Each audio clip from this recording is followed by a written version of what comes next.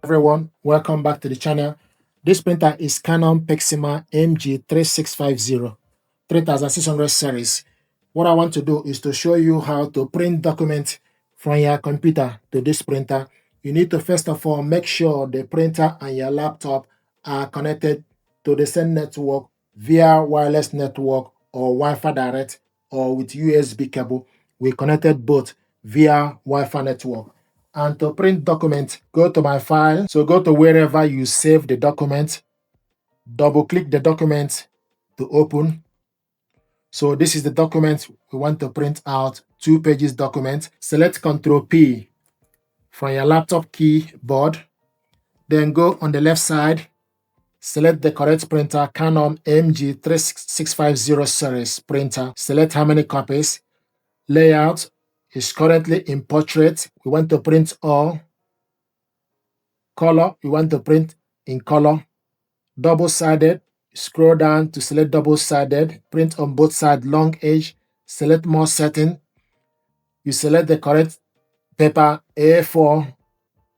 We want to print the actual size. If you want the size to shrink, you select fit to printable area. Then we want to print 1 page per sheet. Then you select print.